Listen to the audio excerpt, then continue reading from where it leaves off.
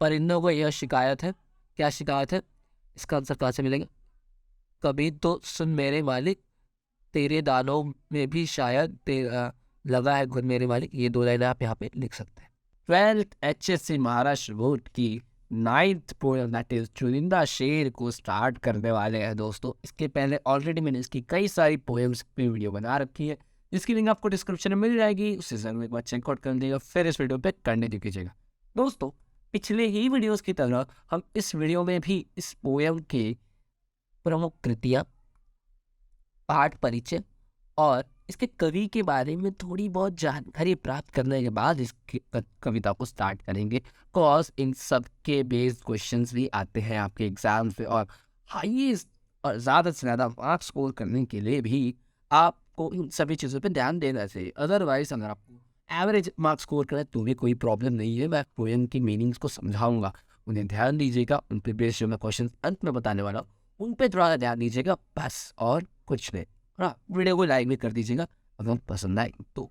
दोस्तों, इस पोएम के कवि का नाम है कैलाश सिंह और कविता का नाम है चुनिंदा शेर।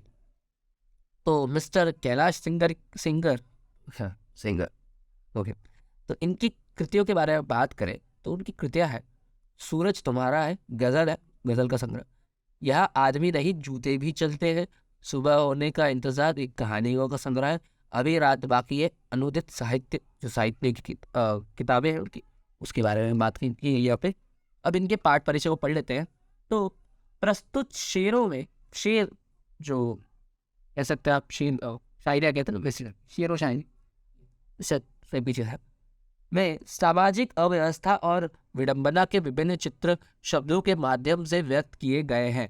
एक चीज आपको समझा दूं कि पाठ परिचय पढ़ना क्यों पढ़ना। अगर आपको पूरी पोएम ना भी समझे, अगर आप एक फर्स्ट टाइम रीडर है, तो आप पाठ परिचय के थ्रू आउट भी पोएम्स को जज कर सकते हैं। पोएम्स के मीनिंग्स में थोड़ा बहुत जो अगर आप अंडरस्टैंडिंग ले सकते हैं आप। सो अगर आप एक फर्स्ट टाइम रीडर है तो अपने दोस्तों के साथ भी ये चीज़ शेयर कीजिएगा। आपके पास टाइम ना हो तो लास्ट मिनट स्टडी में भी ये काम आता है। ये पूरी पोएम का थीम होता है सर, और लास्ट मिनट स्टडी के लिए आप पोएम को समझने के लिए इस चीज़ को पढ़ सकते हैं। ये एक शॉर्टकट है, याद रखिएगा। तो इस सामाजिक अव्यवस्था में आम आदमी की अनसुनी कराए इन शेरों के माध्यम से, कराए यानी कि प्रॉब्लम्स, जो उनके दर्द है, उन्हें इन शेरों के माध्यम से कवि हम तक पहुंचाने का प्रयास करता है। व्यवस्थाओं के कारण आम आदमी अपनी पीड़ा अभिव्यक्त करने में स्वयं को असमर्थ पाता है। ये शेर उन्हीं विवशताओं को व्यक्त करने का माध्यम बन जाते हैं। विवशताओं, प्रॉब्लम्स को व्यक्त करने का, प्रस्तुत करने का, एक्सप्रेस करने का एक मीडियम है शेर। मनुष्य की इस व्यवस्था को और समाप्त करने के प्रयासों को कवि ने वाणी प्रदान की है। वाणी यानी कि एक आवाज, एक पॉइंट ऑफ व्यू, एक मीडियम प्रोवाइड किया है उनकी तरफ से। इन शेरों के जरिए उन्होंने आम आदमी की प्रॉब्लम्स को समझाया। तो प्रॉब्लम्स क्या है, फटाफट से देख लेते हैं दोस्तों। गजलों से खुशबू बिखरना हमको आता है, चट्टानों पर फूल खिलाना हमको आता है। देखिए, यहाँ पे 2-2 लाइनों के शेर हैं, दोस्तों याद रखिए। तो ये पहली 2 लाइनें दूसरी 2 लाइनों से कोई मेल नहीं है, ये सब अलग अलग। देखिए क्रॉस दिया है, यानी कि सब अलग अलग है। तो मैं 2-2 लाइन के बाद पॉज ले दूँ और 2-2 लाइन का मीनिंग आपको बता। तो गजलों से, अपनी बातों से, गजलों से, अपनी बातों से हमें फूल बिखरना आता है, यानी कि समाज में खुशहाली, खुशबू, फूल मतलब एक तरह से कह सकते हैं आप, खुशबू और अच्छाई का प्रतीक होता है, उसे बांटने आता है। चट्टानों पर मतलब जो सख्त लोग होते हैं और जो बहुत ही सीरियस लोग होते हैं, उन्हें भी हमें फूल खिलाना, उन्हें भी खुश करना। जो थोड़े दुखी लोग हैं उन्हें भी हमें खुश करना, उनमें खुशियाँ बांटना, जिंदगी जीने का एक नई उत्साह देना हमें आता है। ये सब थोड़ा बहुत बताया है। परिंदों को शिकायत है कभी तो सुन मेरे मालिक, तेरे दानों में भी शायद लगा है घुन मेरे मालिक। अब परिंदे अर्थात कि हम सब, यहाँ पे उनकी तुलना की जा रही है। इसकी परिंदों को दानों की ज़रूरत थी ज़िंदगी जीने के लिए, मतलब दाने खाने की ज़रूरत। वैसे हमें भी भगवान से जो कुछ मिला है, हम हमेशा कहते हैं कि हम दुआ ही देते हैं। ये हमारी प्रॉब्लम्स कभी सुन ही नहीं रहा भगवान। हमें जितना मिला है हमें वो कभी लगता है दानों में घुन लगना है। इट मीन्स यहाँ पे बताया जाने का मतलब, दानों में घुन लगना मतलब कि हमें जो कुछ भी मिला है वो बहुत कम है, वो बहुत खराब है। जो रिसोर्स है, जो लाइफ स्टाइल है, जो हमारा एक स्टेटस है, कह सकते हैं हमें, जो परिवार है, जो भी किस्मत है, उस सब हमें खराब ही मिली है। उस टाइप की चीज़ों का यहाँ पे बताया गया। आगे बढ़ते हैं। हम जिंदगी के चंद सवालों में खो गए, सारे जवाब उनके उजालों में खो गए। इट मीन्स कि हमारी जिंदगी के कुछ सवाल, हम क्यों पैदा हुए, जिंदगी का मतलब क्या, आध्यात्मिक तौर पे कह सकते हैं। अदरवाइज नॉर्मल ह्यूमन बींग्स तो हम सब सोचते हैं कि जिंदगी कैसे काटनी, कैसे जीनी है, एक फर्स्ट क्लास लाइफ स्टाइल होनी चाहिए, उसके लिए क्या करिए, कैसे करें, कितना आगे बढ़ना है, कितना कमाना है, वगैरह वगैरह। ये सब सवालों में हम लोग उलझे रहते हैं और ज़िंदगी उतने ही ख़त्म हो जाती है। तो हम जिंदगी के चंद सवालों में खो गए और सारे जवाब उनके उजालों में खो गए। जो ज़िंदगी है उसके ब्राइटनेस के साइड में ही उन सब की जो आंसर है वो छुप गए। ऐसा यहाँ पे बताएंगे। इस पर आई डोंट थिंक रास्ता पूछा जाएगा, बट रहेगा तो आपको बता दूंगा। अगला है, चट्टानी रातों को चुगलू से वह सवारा करती है, बरसों से एक एक इश्क सुबह, एक सुबह हमारा नाम पुकारा करती है। यानी कि यहाँ पे पॉजिटिविटी की बात हो रही है कि जब रात होती है, मतलब जब एक प्रॉब्लम साइड होती है, तभी भी एक होप की छोटी सी ही सही लाइट हमेशा हमारी जिंदगी में चलती रहती है। और जब सवेरा होता है तभी भी और जो उजाला होता है, ब्राइटनेस आती है, उसमें भी बहुत सारी खुशी में भी हमारा ही खुद हमारा नाम होता है। मतलब वो तो खुशी का सहारा है ही। तो ऑल एंड ऑल यहाँ पे मतलब इन दो लाइनों का है कि लाइफ में एक पॉजिटिविटी बनी रहनी चाहिए, डार्कनेस में एज वेल एज बहुत ही ब्राइटनेस में। ब्राइटनेस खुशहाली वाली जिंदगी में हो तो सबकी मेहनत छोड़िए मत, अपनी सिचुएशंस पे ज़्यादा गुरूर ना कीजिए, अपनी ज़िंदगी के साथ जैसे है वैसे आगे बढ़ते चाहिए। दैट इज मीन्स पॉजिटिविटी का यहाँ पे बात हो रहा है। आगे बढ़ते हैं। सो यहाँ पे कहा गया, वह आसमां पर एक ख्वाब लिखता था, उसे पता न था वह इनकलाब लिखता था। इनकलाब यानी कि एक नई जिंदगी, एक अच्छी जिंदगी, एक बेहतर जिंदगी जीने का वो एक सपना देखता था। कौन वो? हम सब की बात हो रही है यहाँ पे मूवी के जरिए कि हम सब बचपन से ही कोई ना कोई ख्वाब देखते हैं, एक सपना देखते हैं छोटा मोटा, ठीक है, but that is our primer goal, वो हमारी लाइफ का ही लक्ष्य बन जाता है। बचपन में हम सब ऐसे ही मस्करी में सब कुछ ना कुछ डिसाइड करते हैं, ये करना है, वो करना है, वो करना है, ये करना है, बट आगे चल के वो हमारी ज़िंदगी का असल लक्ष्य बन जाता है कभी कभी। तो उस चीज़ को आपने बताया जाता है, इनकलाब लाइफ का मोटिव समझने का, ठीक है। अब नेक्स्ट वन है, दैट इज हंसी से अपने आंसुओं को छुपा कर देखो, नया मुखौटा ये चेहरे पर लगा कर देखो। इट मीन्स कि हम हमेशा अपने सौरों, हमारी प्रॉब्लम्स में ही उलझे रहें, उससे बेटर है किसी और की प्रॉब्लम्स को सॉल्व करो यार। अपने आंसुओं को हंसी से छुपा कर, एक मुस्कुराहट के साथ छुपाओ, और ये फेक हंसी ही सही लोगों को दिखाओ। देखो, लोग तुम्हारी प्रॉब्लम्स को सॉल्व करने में थोड़ी सी हिम्मत मिलेगी, और जो लोग तुम्हारे गमों पर हंसते हैं ना, उनकी हंसी ही बन जाएगी, तरह से कह सकते हैं। ये दो लाइनों में छुपा है, but I am explaining this और माई वे कि मुझे भी थोड़ा बहुत लिखना आता है, पोएट विशेष कह सकते हैं। अगला लिखते हैं, वह फकीरों की दुआओं में असर देता है, आग से इत्र बांटने का हुनर देता है। वह कौन? भगवान। भगवान जो है फकीरों की दुआ, गरीब दिहाड़े होते हैं, अगर आपको भगवान तक पहुंचना है, ठीक है, तो मोस्टली वो सब आपको भगवान तक पहुंचने का रास्ता, अच्छाई का रास्ता, नेकी का रास्ता, पूजा पाठ के परे होता है। अब किसी ज़रूरतमंद किसी फकीर या गरीब की मदद करते, तो उनकी दुआओं से आपको भगवान मिल सकता, भगवान का आशीर्वाद मिलता है। नेक्स्ट वन, इसमें लाशें भी मिला करती हैं, तुम जरा देखभाल तो लेते, इसको माँ कह के पूछने वाले इस नदी को खंगाल तो लेते। मतलब कोई नदियों में हमारे हिंदू धर्म के अनुसार दोस्तों, मरणोपरांत जो राख होती है, एशेस कहते हैं, तो वो नदियों में बहा दिया जाता है। ये कोई लोग नदियों में सुसाइड करते भाई, बड़े शौक, कचरे में फेंकते लोग, गंदगी भी है और लाशें भी है, तो हम नदी को माँ कहते हैं और नदी को ही दूषित करते हैं। तो एक बार माँ को, मतलब नदी को माँ कहने से पहले ये सोचिए कि हम उसके लिए क्या कर सकते हैं। ये गंदगी, ये दूषण, इस सबको दूर करने का थोड़ा ट्राई कीजिए। That it means here. अगला है, जब भी पानी किसी के सर से गुजर जाएगा, तब वह सीने में नई आग ही लगाएगा। मतलब कि पानी सर से ऊपर चले जाता है, किसी चीज़ से बहुत फ्रस्ट्रेटेड है, ठीक है, कोई काम करने में हमारी जिंदगी की प्रॉब्लम से बहुत फ्रस्ट्रेटेड हो गए।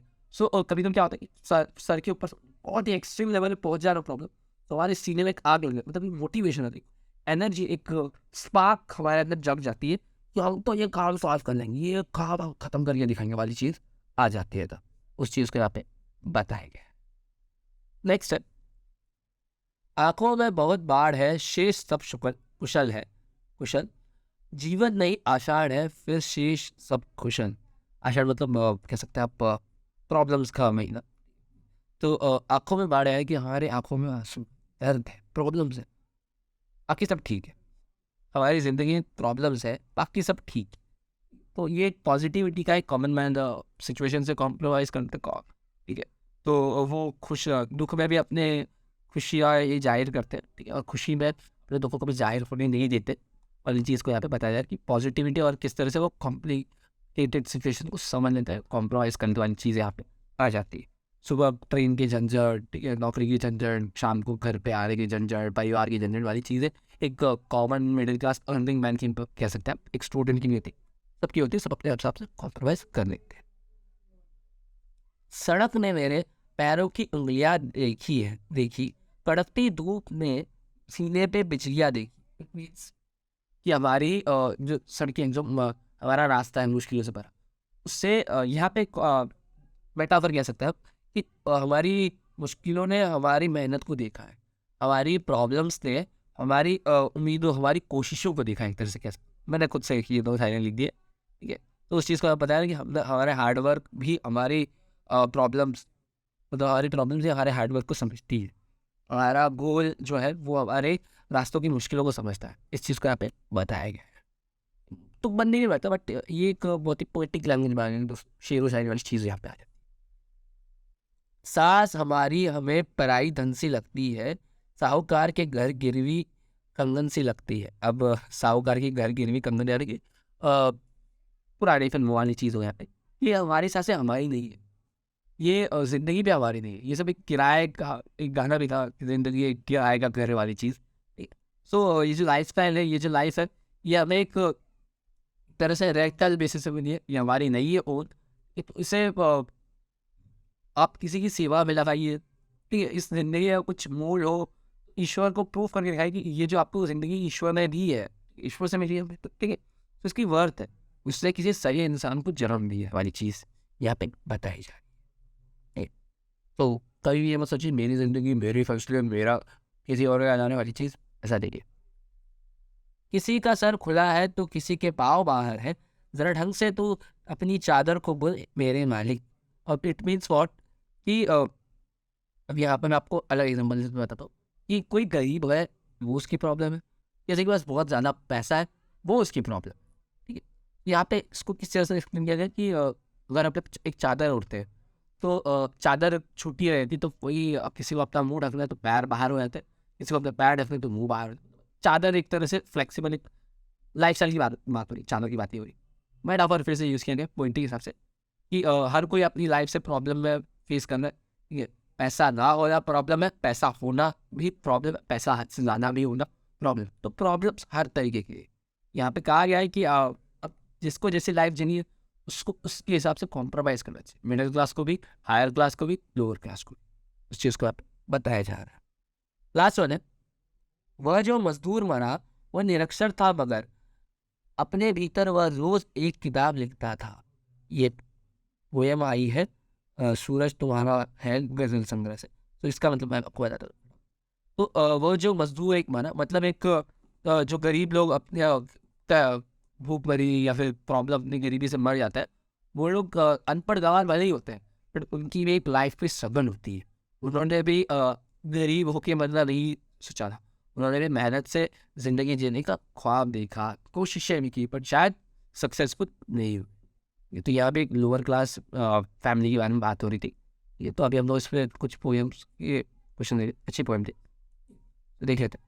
सो अब इस पे बेस्ड आपको जो एक ही पोएम है, मतलब एक ही पैसेज का क्वेश्चन आ सकता है। गजलों से खुशबू बिखरा पहला वाला पैसेज है, आंखों में इधर बिखरने ऐसा यहाँ तक है। सो पहला होगा आकलन कृति पे, परिंदों को यह शिकायत है, क्या शिकायत है, इसका आंसर कहाँ से मिलेगा। कभी तो सुन मेरे मालिक, तेरे दानों में भी शायद लगा है घुन मेरे मालिक, ये 2 लाइनें आप यहाँ पे लिख सकते हैं। ये आकलन का इतना ईजी होता है, देख लीजिएगा। एक आपको ये कितने मार्क्स के लिए, 2 मार्क्स के लिए हो सकता है, ठीक है, 1 मार्क्स के लिए, सॉरी, टोटल 2 मार्क्स का होता है। यहाँ पे 2 क्वेश्चन दिया गया, यानी कि ये भी 1 मार्क्स थे, ये भी 1 मार्क्स। परिणाम लिखिए, हम जिंदगी के सवाल में खो गए, ठीक है, तो उसके नीचे ही जस्ट लाइन लिखा इसके आंसर के लिए, सारे जवाब उनके उजालों में खो गए। बड़े आराम से आप 2 मार्क्स स्कोर कर सकते हैं यहाँ पे। इसलिए मैं कहता हूँ आकलन कृति और ये जो बेस्ड क्वेश्चन आते हैं 6 मार्क्स बहुत ईजी होता है, आप फुल मार्क्स भी स्कोर कर सकते हो। उपयुक्त पद्याश में यहाँ पे थोड़ा दिमाग नहीं गया, शब्द संबंध यानी कि वोकैबलरी के वर्ड्स है। उपयुक्त पद्याश में आए हुए हिंदी शब्दों के उर्दू शब्द लिखे। पक्षी, अब यहाँ पे पक्षी को परिंदा लिखा गया है। उर्दू वर्ड्स यहाँ पे आपको लिखने जो पोएम में आए, यहाँ बहुत सारे उर्दू वर्ड्स यूज है, ठीक है, ध्यान दीजिएगा। तो यहाँ पे आएगा परिंदा। सपना को ख्वाब लिखा है यहाँ पे, ये ख्वाब मैंने देखा था। प्रश्न, प्रश्न यहाँ पे सवाल है, ठीक है, सवाल। और उत्तर यानी कि जवाब। ये देखिए 4 वर्ड्स मैंने ढूंढ दिया। लास्ट वन होगा अभिव्यक्ति, पर्सनल रिस्पॉन्स का क्वेश्चन है। क्रांति कभी भी अपने आप नहीं आती। क्रांति यानी कि एक रिवोल्यूशन, उसके लिए वो अपने आप नहीं होता, हम लोगों को सामने से इनिशिएटिव लेना पड़ेगा, सामने से अपने एफर्ट्स को डालना पड़ेगा, तब जाकर कुछ चेंजेस आएंगे इस समाज में। ये तो उस चीज़ को यहाँ पे आपको एक्सप्लेन करना होगा। होप सो कि आपको ये वीडियो पसंद आया होगा। हाँ, तो इस वीडियो को लाइक करें, कमेंट करें और दोस्तों के साथ जरूर शेयर करें।